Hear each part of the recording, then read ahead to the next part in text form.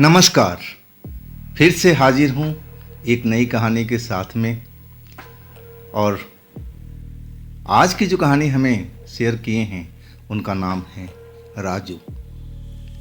राजू एक चिनाई मिस्त्री का काम करते हैं और ये जो घटना उनके साथ में घटी थी 2007 में, जब वो किसी मिस्त्री के साथ हेल्परी करते थे उस टाइम में, तब की ये घटना है। उत्तर प्रदेश गाजियाबाद की 2007। तो चलते हैं आज की कहानी में। लेकिन दोस्तों, अगर आपके पास भी ऐसी कोई घटना है जो आप मुझे बताना चाहते हैं तो आप मुझे इंस्टाग्राम पर या मेरे व्हाट्सएप नंबर पर अपनी घटना, अपनी कहानी को आप भेज सकते हैं। तो शुरू करें आज की राजू मिस्त्री की कहानी उन्हीं के पॉइंट व्यू से। दोस्तों, मेरा नाम राजू मिस्त्री है। ये घटना मेरे साथ में जब हुई थी तब मैं यंग था, लगभग 24-25 साल का रहा होगा। अब मैं एक मिस्त्री के साथ, राज मिस्त्री के साथ उस टाइम हेल्परी करता था और काम सीखने का चेष्टा भी करता था।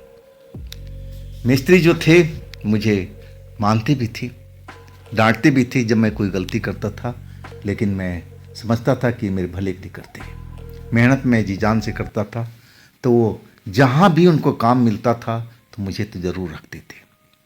और एक उन्होंने एक काम लिया जो मेरी कॉलोनी से बहुत दूर था, और वो भी एक पुराना मकान था। पुराना मकान तोड़ करके नया मकान बनाने जा रहे थे। अब उस मिस्त्री के पास वो ठेका आ गया था और उसमें कई सारे मजदूर भी लगे थे, मिस्त्री भी लगे थे। काम बड़ा था। लेकिन अब पहले ही दिन जब मैं वहाँ गया ना, तो मैं देख करके हैरान रह गया कि भाई इतनी लंबी दूरी है, मैं कैसे आऊँगा जाऊँगा, कितना घंटा का सफ़र मुझे लग जाएगा। मैं उस जो ठेकेदार मिस्त्री थे उनसे बोलने लगा कि मिस्त्री जी, मैं इतना दूर कैसे आऊँगा जाऊँगा। तब वो हंस के कहने लगे, अरे बेटा, कहाँ आएगा जाएगा, इसी मकान में एक कोना कोई पकड़ ले। अभी तो कई मकान जो कमरे हैं वैसे के वैसे हैं, अब तोड़ा ही तो जा रहा है, किसी में अपना गुजारा कर ले। खाना पीना होटल में, वहाँ पर भी खाता है, यहाँ पर भी खा ले। रात तो गुजारनी है, रात गुजार लेगा आराम से। उनकी बात मुझे पसंद आ गई। चलो अच्छा है, किराया भाड़ा बचेगा और हमें तो रात जाकर गुजारना ही, सोना ही है, तो यहाँ क्यों सो जाऊँगा। अब फिर मैं पहली रात, जब सारे मजदूर मिस्त्री जो थे ठेकेदार के, अब वो आसपास के थे, सब अपने घर चले गए। अब उस जगह पर मैं ही था। आधा मकान, उसमें करीब कम से कम 6 कमरे थे और 3 कमरे तो अब तोड़े जा रहे थे, 3 कमरे अभी साबुत पड़े हुए थे। और उनमें एक कमरा साफ सुफ करके मैं अपना रहने का ठिकाना बना लिया था। अब जो बोरी चट्टी थी सब कुछ बिस्तर की तरह जमा लिया था। खाना होटल से खाया और फिर आ करके, थका मंदा तो था दिन भर का काम करके, और आ करके लेट गया। कब मुझे नींद आई मुझे पता ही नहीं चला। रात में मैं अजीब सपने में चला गया था। सपना देख रहा हूँ कि मैं अपने गांव में हूँ, अब मेरी शादी होने जा रही है। मैं आश्चर्य में हूँ कि भाई मेरी शादी हो रही है, और कब हो रही है भाई, कब कैसे हो रही है। मेरे पास तो इतना पैसा भी नहीं है, अभी तो मैं कमा करके जमा कर रहा हूँ ताकि मैं अपनी शादी कर सकूँ, तो ये कैसे हो रही है। सपने के अंदर मैं बेचैन था कि आखिर किस लड़की से शादी हो रही है। मैं उस लड़की को देखना चाहता था। हाँ, तभी मैं देख रहा हूँ कि एक महल जैसा बना हुआ है, टेंट जैसा लगा हुआ है, और उसमें मैं खड़ा हूँ और सामने से एक सफ़ेद कपड़ा पहने हुए एक सुंदर सी लड़की आ रही है और मेरे पास आकर के मुस्कुराती हुई खड़ी हो जाती है और कहने लगती है कि मेरी शादी आपके साथ हो गई है ना, तो चलो आप मेरे साथ में अब सुहाग रात मनाते हैं। मैं एकदम चौंक गया कि भाई कब मेरी शादी हुई, ये लड़की को मैंने कभी देखा ही नहीं है, ये कैसे हो सकता है। मैं कहने लगा कि मेरी शादी कब हुई है, आप मेरे से दूर हट जाइए। लेकिन वो लड़की कहने लगी, नहीं नहीं, शादी हो चुकी है, शादी हो चुकी है, आप मेरे पति हो, आओ हम सुहाग रात मनाएं। मेरा हाथ पकड़ करके जबरदस्ती एक कमरे के अंदर चली जाती है। मैं देखता हूँ सामने पलंग बिछा हुआ है, वो फूल डाला हुआ है गुलाब के, जैसे सुहाग रात का कमरा होता है, जैसा मैंने फिल्मों में देखा था। और वैसे ही कमरा है। वो मुझे कमरे के अंदर ले जा करके और दरवाज़ा बंद कर देती है और मुस्कुराते हुए मेरे को बिठाती है पलंग पर, खुद ही बैठ जाती है। और फिर जैसे सुहाग रात स्टार्ट हो गया।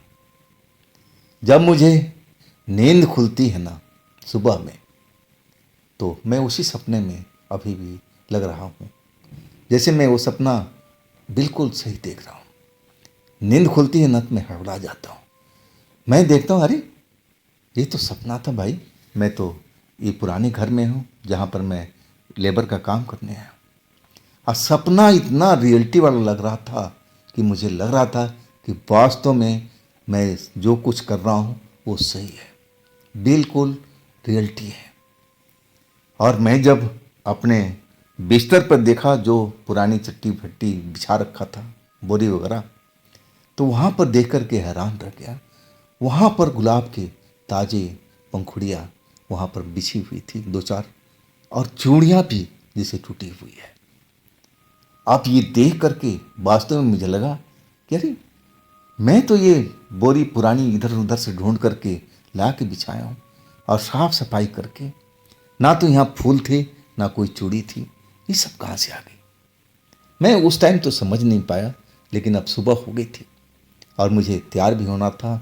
और जैसे तैसे अपना तैयार होकर नाश्ता पानी करके, और तब तक ठेकेदार आ गया था। अब मुझे देख के कहने लगा, राजू रात अच्छी कटी ना? मैं मुस्कुराते हुए बोला, हाँ हाँ अच्छी कटी। मैं ठेकेदार से क्या बताऊं कि मैं क्या क्या सपना देखा हूँ। दिन में मेरे बिस्तर पर गुलाब के पंखुड़ियाँ टूटी हुई मिली, चूड़ियाँ टूटी हुई मिली, तो इसका क्या मतलब है।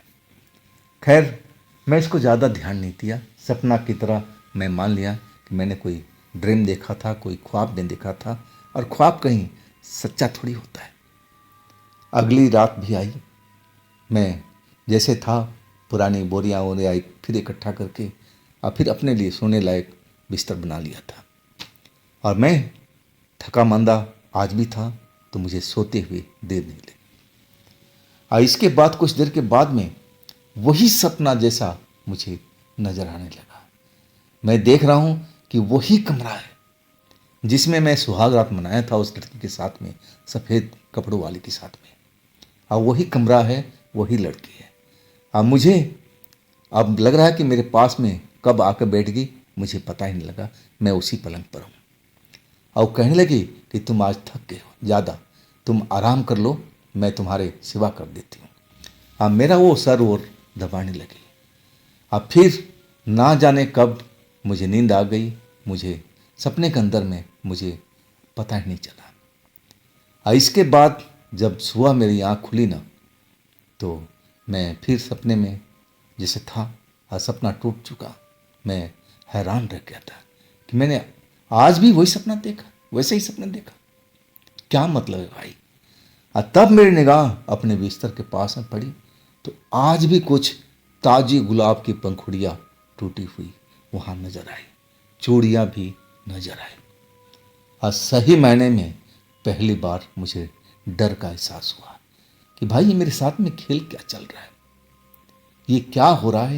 ये ताजे पंखुड़ी कहाँ से आ जाती है इस पुराने घर में, जबकि आसपास में यहाँ पर फूल का कोई गुलाब का पौधा भी नहीं है, ना यहाँ फूल का कोई आसपास में दुकान भी नहीं है।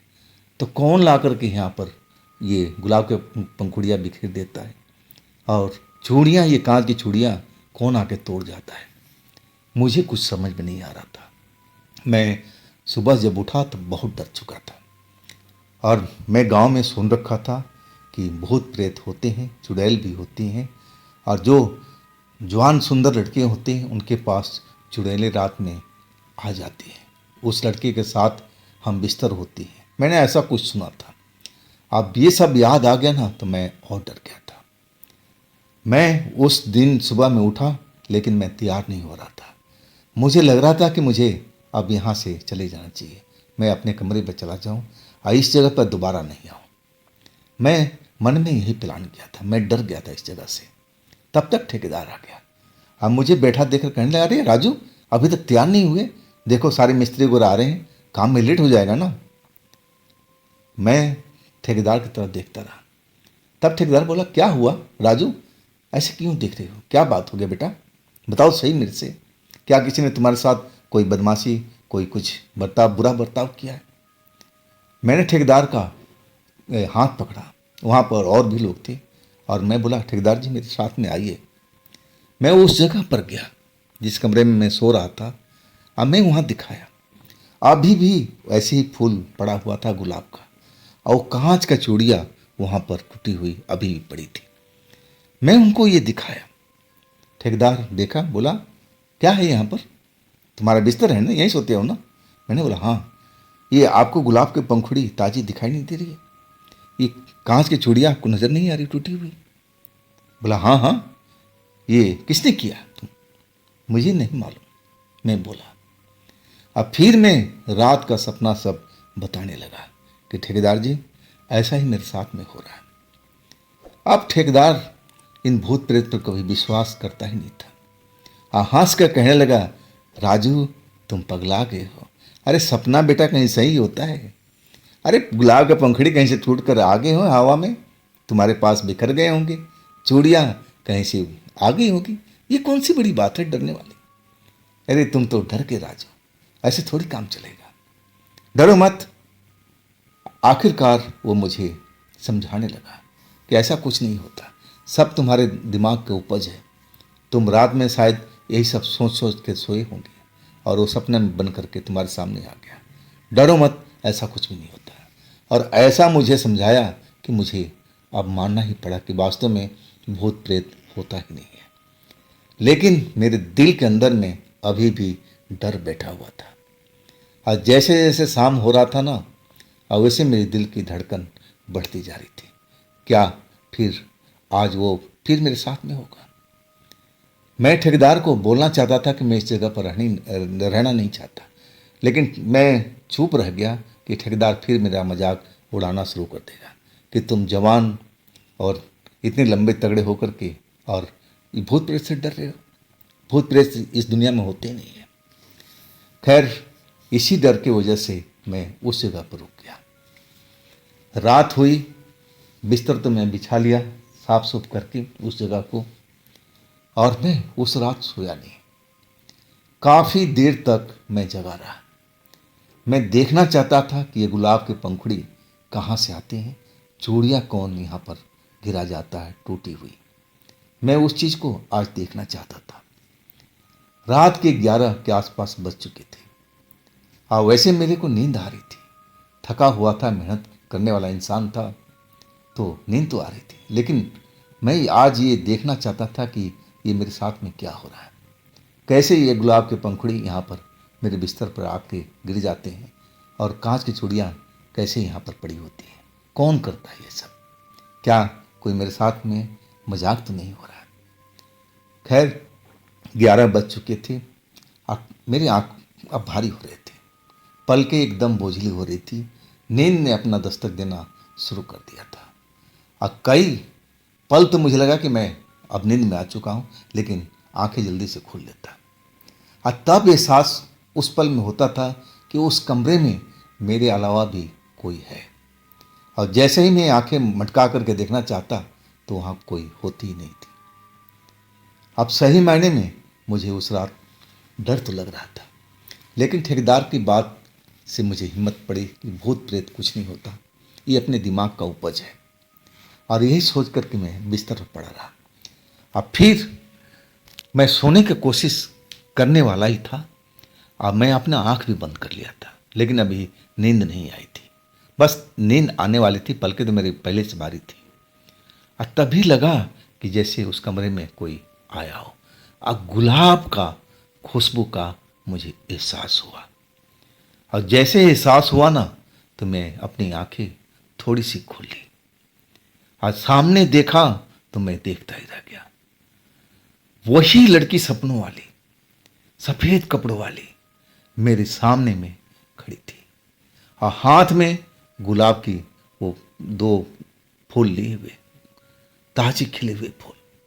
मैंने उसके देखा, उसके हाथ में कांच की चूड़ियाँ थी और वो मुझे घूर रही थी, जैसे मैं सोया हूँ कि जाग रहा हूँ।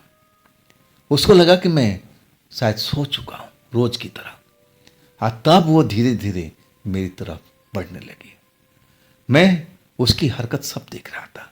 अब मुझे अभी भी नहीं लग रहा था कि जिस लड़की को मैं देख रहा हूँ ये चुड़ैल है।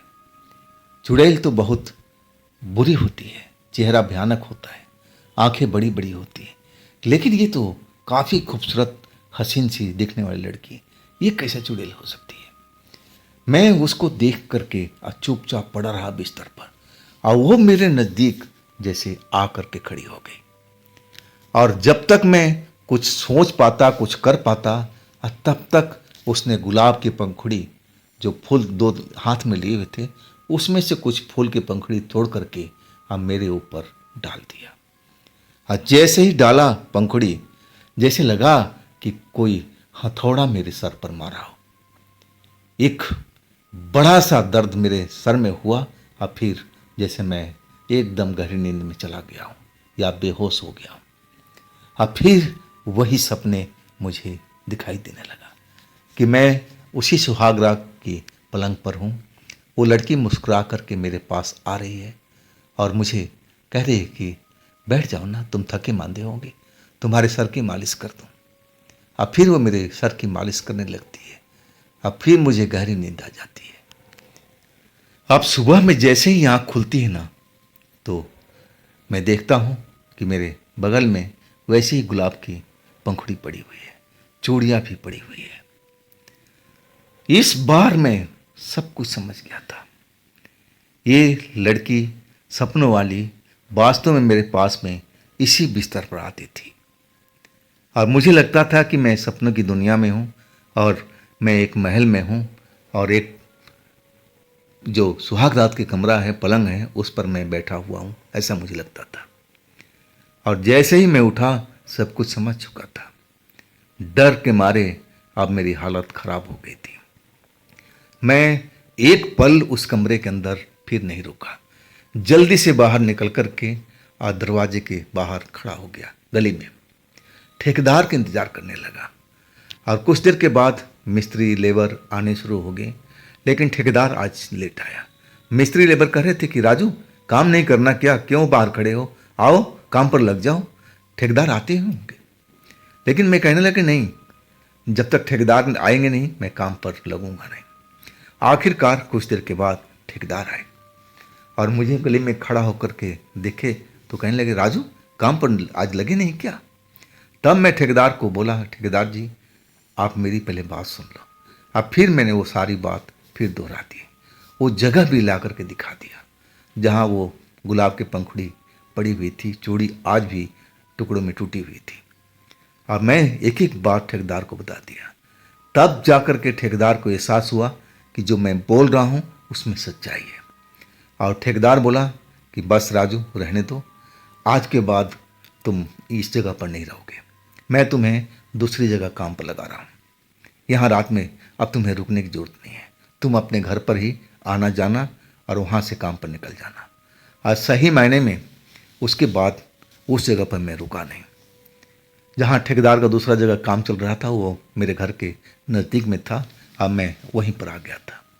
लेकिन कभी कभी रात में ऐसा ही मुझे एहसास होता था जब मैं अकेले कमरे में सोता था कि कोई आ करके मेरे खाट के पास में खड़ा हो गया है। और जब मैं आँख खोलता ना, तब वो कोई भी मुझे वहाँ दिखाई नहीं देता। और आखिरकार मुझे एहसास होने लगा कि ज़रूर मेरे साथ कुछ हो रहा है, वो लड़की अभी भी मेरे पीछा कर रही है।